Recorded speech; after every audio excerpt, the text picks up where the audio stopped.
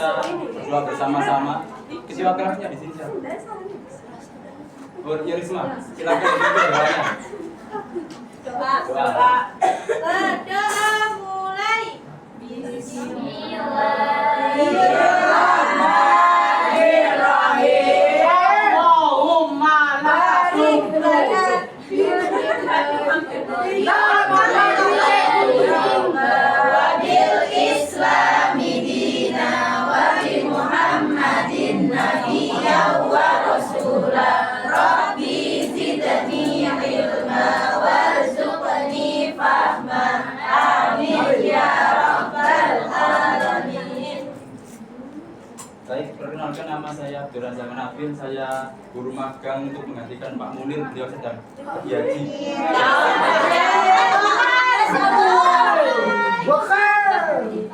Di sini itu Pak Tabul kembali. Baik, di sini saya akan mari udah. Kok tak di?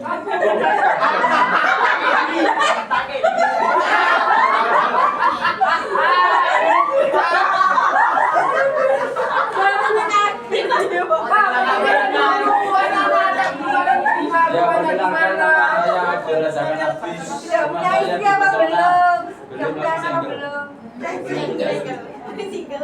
Pak, dipanggil siapa Pak? Nabil Rozak. Razak. Oh, Rozak. Rozak. Rozak atau Rozak Pak? Oke Rozak. Baik, di sini saya akan menjelaskan tentang menjalani hidup dengan penuh manfaat, dengan menghindari berfoya-foya, ria, sum'ah, takabur, dan juga hasad. Sebelumnya ada yang tahu tak apa itu dengan berfoya-foya? Berfoya-foya nang kaji. Mengubarkan. Tunggu SP. Mengubarkan, ya betul. Jumbo. Senang-senang. Petang gulo. Petang gulo Pak. Ayo Pak. Aku jaluk Pak. Jadi lanang ya, rame ya. Ya Pak. Terus yang selanjutnya ria, ada yang tahu tak? Ria. Mas Doni coba.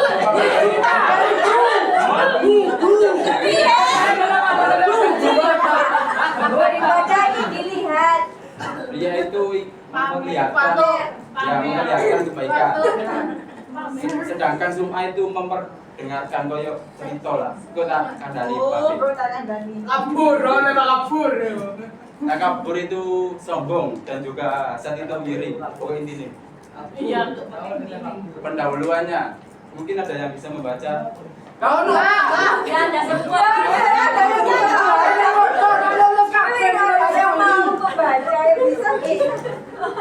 Saya baca ya. Menjalani hidup dengan penuh manfaat berarti mempergunakan waktu, tenaga, dan sumber daya yang kita miliki untuk memberikan dampak positif bagi diri sendiri, orang lain, dan juga lingkungan sekitar. Yang pertama yaitu seperti memberikan kontribusi yang baik bagi orang lain, mengembangkan potensi diri, memiliki tujuan hidup yang bermakna, membangun hubungan positif, bersyukur, dan juga menyadari peran dan juga tanggung jawab di lingkungan sekitar. Next. Mungkin ada yang mau membaca. Isi foya. Mas Arul ya, monggo. Isi foya. Ada tuh Pak, tak foto di sini Pak. Coba. Sabar Pak. Anjay enggak tulisan jadi berfoya-foya adalah gaya hidup atau perilaku menghambur-hamburkan uang untuk kesenangan dan kenikmatan semata. Asik. Seringkali melebihi kebutuhan tanpa mempertimbangkan yang matang. Ini ditandai dengan pengeluaran yang boros untuk hal-hal yang tidak esensial, hanya bersifat hiburan semata dan pamer seperti modif sepeda.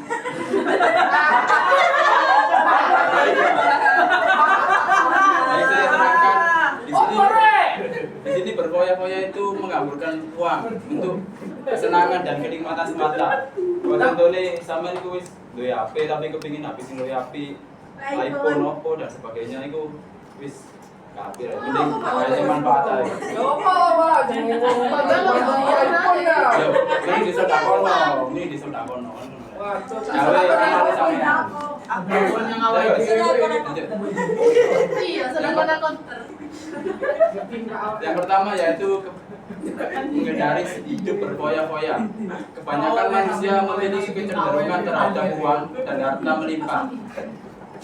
Meskipun ada manusia yang tidak begitu tertarik dengan harta duniawi, mereka berlaku zuhud dengan lebih mengutamakan kehidupan akhirat. Iya, nak.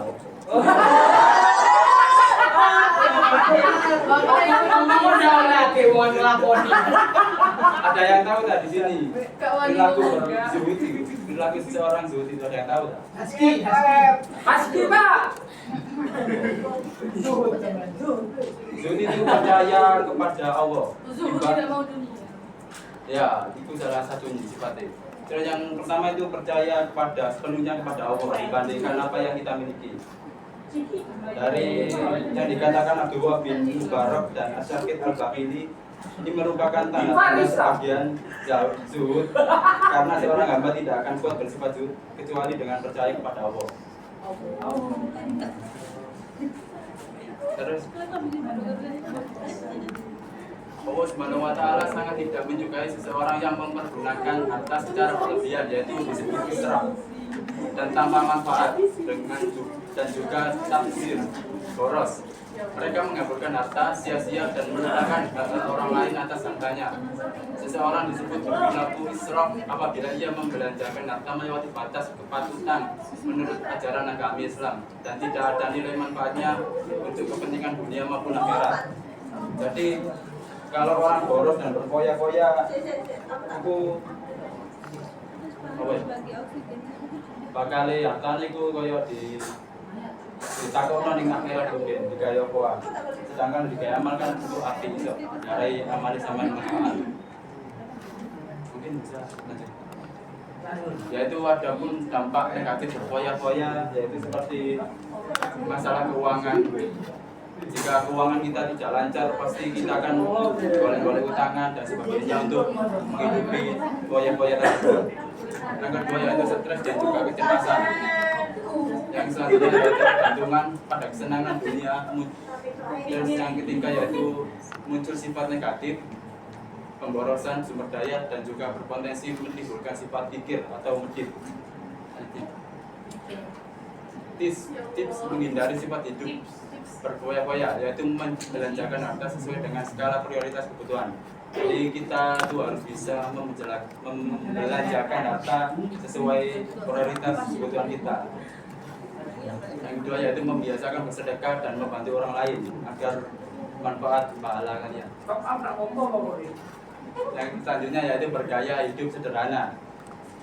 Selalu bersyukur, bertindak selektif dan terencana, tersusun dengan rapi keuangannya dan bersikap rendah hati atau tidak sombong. Sebelumnya ada yang ditanyakan tentang berfoya-foya? Enggak ada. Sedikit cerita dulu ketika Umar Futuhat itu mengalahkan musuh-musuh Islam. Beliau ditanya kepada bertanya kepada Umar, seorang yang perang itu mau, kenapa kita tidak bertasyakuran besar-besaran padahal kan kita sudah menang untuk melawan musuh-musuh Islam itu mau. Tetapi jawaban Umar itu Innallaha ta'ala qad ayyara qauman faqala ashabtum ayyibatikum fi hayatikum dunya wastamta'tum biha. Allah itu sangat mengkritik orang hamba yang di dunia ini berfoya-foya, sehingga suatu saat ketika kamu berfoya-foya di dunia itu akan ngalami foya-foya ini sampai di akhirat itu di surga. Makanya ketika orang kafir disalahkan itu ditaubi kali Gusti Allah, orang kafir itu akan disalahkan Allah karena terlalu banyak berfoya-foya di dunia ini. Karena jika kita berfoya-foya di dunia pasti akan di akhirat di surga itu dikalongi foya-foya ini bakal di surga. Sehingga kita harus pernah kita enak-enak tidur. Apa? Lanjut. Makanya kita ketika enak-enak tidur terus bangun malam aja ngombe tok. Bisa Oh itu, oh lagi-lagi ning pangerane bisa. Weh. Ngeri macam cigre. Mengurangi kata Mijit ces wae, ini mijit ces. Selanjutnya. Ya mau cari. Yang kedua yaitu sifat riya dan sum'ah. Mungkin bisa dibacakan untuk Mas Udin.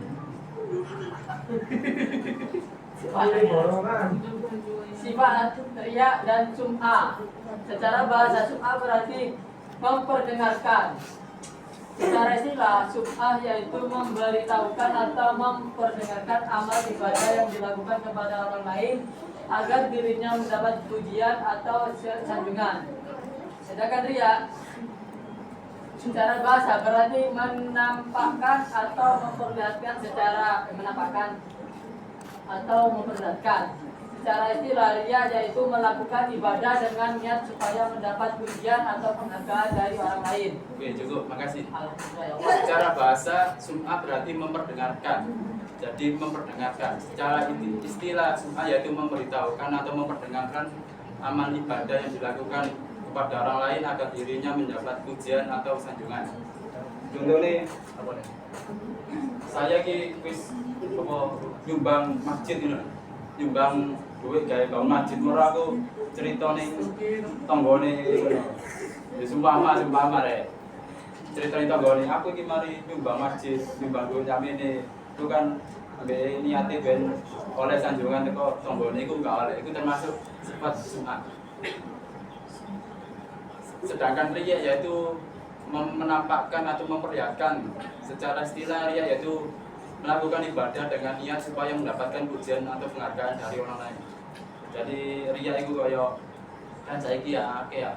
Apa kaya konten-konten sing berbagi entah itu kepada orang yang tidak mampu, kepada yatim piatu dan sebagainya itu. Inspirasi dulu. Dan nanti dibahas. Riya dan sum'ah merupakan sifat tercela yang menyebabkan amal ibadah menjadi sia-sia. Sifat riya dan sum'ah bisa muncul pada diri seseorang pada saat melakukan ibadah ataupun setelah melakukannya. Rasulullah SAW menegaskan bahwa riya termasuk sifat syirik hafi, yaitu syirik yang samar dan tersembunyi. Hal ini dikarenakan sifat riya terkait dengan niat dalam hati, sedangkan isi hati manusia hanya diketahui oleh Allah SWT. Macam-macam riya. Riya dibagi menjadi dua tingkatan, yaitu riya halis dan riya syirik. Riya halis yaitu melakukan ibadah hanya untuk mendapatkan pujian dari manusia semata. Jadi riya halis itu seseorang melakukan kebaikan hanya untuk semata-mata agar mendapatkan pujian untuk bagi orang lain. Sedangkan riya syirik yaitu melakukan sesuatu perbuatan karena niat menjalankan perintah Allah dan sekaligus juga karena ingin mendapatkan sanjungan dari orang lain. Jadi riya syirik itu niat untuk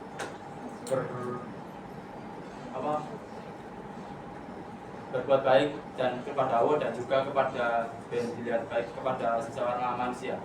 Ditinjau dari bentuknya riya dibagi menjadi dua, yaitu riya dalam niat dan juga riya dalam perbuatan. Dampak negatif perbuatan riya dan sum'ah: muncul rasa tidak puas atas sama yang telah dikerjakan. Yang kedua yaitu muncul rasa gelisah saat melakukan amal kebaikan. Dan yang ketiga yaitu merusak nilai pahala dari suatu ibadah, bahkan bisa menghilang sama sekali. Yang keempat yaitu mengurangi kepercayaan dan simpati pada orang lain. Yang kelima yaitu menyesal apabila amalnya tidak diperlihatkan oleh orang lain. Dan yang keenam yaitu menimbulkan sentimen pribadi dari orang lain karena adanya perasaan iri dan dengki. Cara menghindari sifat riya dan sum'ah yaitu meluruskan niat, memohon pertolongan kepada Allah, menyadari bahwa dirinya adalah hamba Allah dan memperbanyak rasa syukur dan juga selalu mengingat kematian. Mungkin ada yang ditanyakan dari sifat perbuatan riya dan juga sum'ah. Ya Mas Yudin. Bertanya, jika kebaikan itu tidak terkenal atau tidak dimaklumatkan, otomatis yang terkenal itu yang tidak baik. Terus masyarakat tahunya yang tidak baik itu. Bagaimana apa tidak tambahan ke dunia ini? Jelaskan. Mungkin bagus juga ya pertanyaan dari Mas Yudin, itu jika kebaikan jika kebaikan itu tidak Jika kebaikan itu tidak terkenal atau tidak dimaklumatkan, otomatis yang terkenal itu tidak baik. ya Terus masyarakat tahunya orang yang tidak baik itu karena yang terkenal tidak, yang baik tidak terkenal. tidak terkenal. Terus bagaimana dan apa tidak hancur? Ada yang bisa menjawab tak? Anak begini deh. Ngantuk, Pak. Senyap. Pertanyaannya bagus dari Mas Udin, yaitu ketika perbuatan baik tidak dikenal, maka otomatis dunia dan masyarakat tahunya perbuatan buruk karena yang baik tidak terkenal. Di sini dalam kitabnya Imam Al-Ghazali, beliau bercerita untuk menjaga ikhlas sebelum sebaiknya orang itu tidak terkenal. Benar, kita sepakat itu bahwa kalau kita terkenal orang baik, Pak, pasti akan menimbulkan rasa tidak ikhlas dan juga akan dipaksa publik untuk selalu berbuat baik atau jaga image. Tetapi kalau dibalik pertanyaannya seperti yang dikatakan Mas Udin, kamu rela yang terkenal tidak, orang yang tidak benar, sementara orang benar itu tidak terkenal. Lalu masyarakat tahunya orang yang tidak benar itu tadi. Masih belum jawab tak? Jawab, lebih jawab. Ngantuk. Kau kurang emosi sana rek. Si penting lihat sama mari jawab yo. Ulangan mata pelajaran tulis, nggak usah ulangan ya. Apa? Masih boleh sih. Pak, habis waktunya, Pak. Hah? Isi mari ini. Waktu korupsi. Saya beri contoh ya dari makalah yang ditulis Imam Al-Ghazali, yaitu Ikram aslaka kowo ana aslaja wa intisara sayyid atau sayyidi wal istihar wa huwa masmumin dari mahmudu al-humulu ilaman sahara lakukohu ala ta'ala inaksiri bihi min ghairi takallufi thalabil suhrati minhu. Jadi kalau ingin ibadahmu selamat ya kamu jangan terkenal. Tetapi resikonya adalah kalau kebaikan itu tidak terkenal maka tidak dikenali. Kalau tidak dikenali berarti masyarakat hanya punya contoh yang tidak baik karena yang baik itu tidak terkenal. Terus ada makalah yang sangat bagus sekali dari Imam Al-Ghazali, yaitu wa yadullu ala dalika annallahu azza wa jalla amarul anbiya'a bi daril amali lil ibtida wa qasahu bi mansibin nujwa wa la yajuzu an yudonna bihim annahum muqrimu afdalal amale. Jadi orang yang terlalu mendewa-dewakan, kumul atau menutup diri, oke, itu benar, itu baik, karena dengan menutup diri Anda akan tidak riya dan tidak pamer, kata Imam Al-Ghazali. Tapi kamu juga harus tahu bahwa di antara syaratnya para nabi itu harus memaklumatkan bahwa beliau itu seorang nabi. Harus diumumkan bahwa aku itu nabi, ini nabi maksud aku maksud. Kemudian kan? Betul rek mau. Ada Supaya bisa diikuti, entah itu caranya sholat, caranya berbuat baik. Sehingga Nabi itu mengatakan sholat itu harus jamaah. Karena dengan cara jamaah itu orang-orang bisa menirukan caranya sholatnya Nabi. Coba lihat Nabi, sumpama Nabi bilang kamu itu harus sholat yang benar. Tapi ketika seseorang itu bertanya bagaimana Nabi sholat yang benar itu, Nabi menjawab bahwa karo itu rahasia. Bukan aku belum nganu nuduno kebaikanku akan kok gak ikhlas enggak aku. Kok nak tambah bingung ya. Makanya di sini kan dijelaskan bahwa orang itu tahu kalau umpama Sarul itu jualan sebelah ya krono tulisannya jualan Sarul jualan sebelah. Sarul moro umpama Paris buka bidan praktek bidan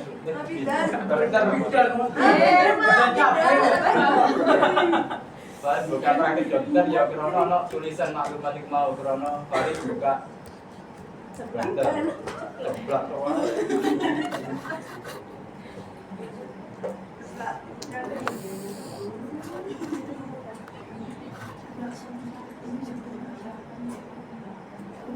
Ya itu tadi misalnya kalau amal rahasia itu selalu lebih baik kan ke api pisan.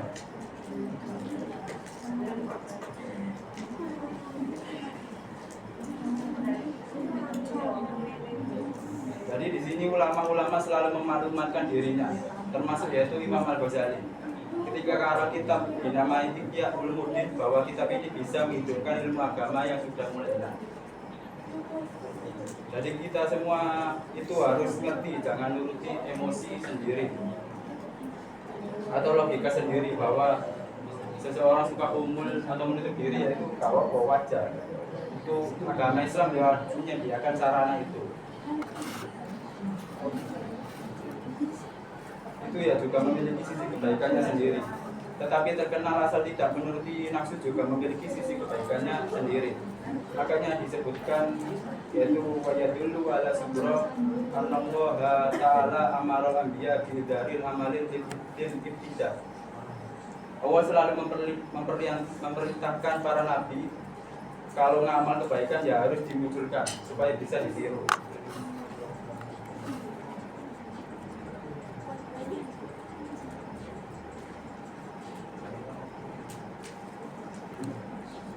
Maka nih sholat fardu itu kan ya laisa itu jamaah.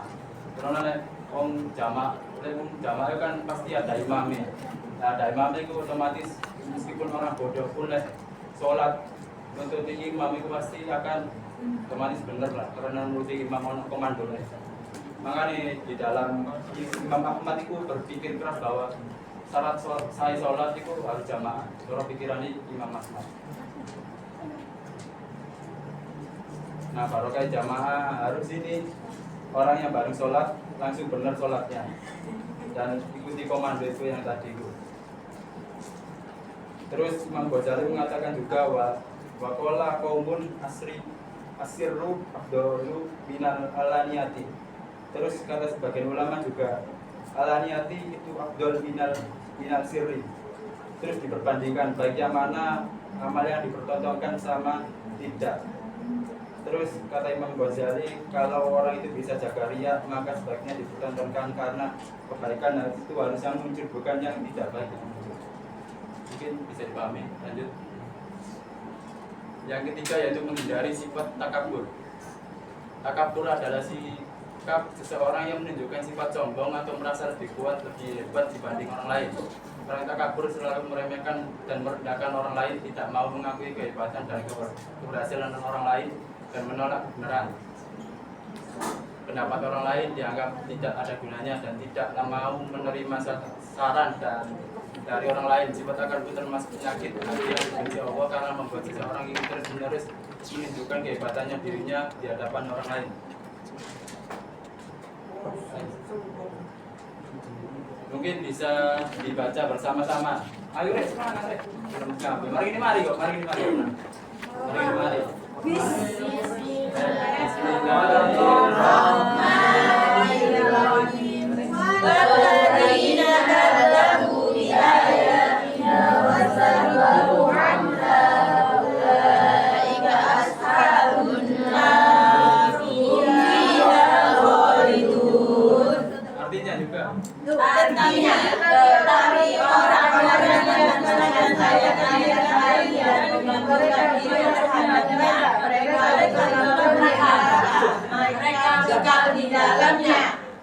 Sifat takabur akan berdampak negatif bagi kehidupan seseorang, diantaranya yaitu benci Allah dan juga Rasulnya. Yang kedua dibenci dan dijauhi oleh masyarakat sekitar, pasti gunya. Yang ketiga yaitu mata, hatinya terkunci dari memperoleh hidayah dan juga kebenaran. Yang keempat yaitu mendapatkan siksa dan kehinaan di akhirat. Dan selanjutnya yaitu dimasukkan ke dalam neraka. Beberapa cara menghindari sifat takabur diantaranya adalah menyadari kekurangan diri sendiri. Kita harus sadar bahwa seseorang itu mempunyai kekurangan termasuk diri sendiri. Jadi kayak apa takabur, kayak apa sombong. Yang kedua yaitu menyadari bahwa hidup di dunia hanya sementara. Yang keempat yang ketiga yaitu berusaha selalu menghargai orang lain, dan selanjutnya yaitu bersifat tawadhu atau rendah. Baik. Ada yang ditanyakan nggak tentang Takabur. Tidak ada, tidak ada. Ada, ayo wes lanjut. Kirahata.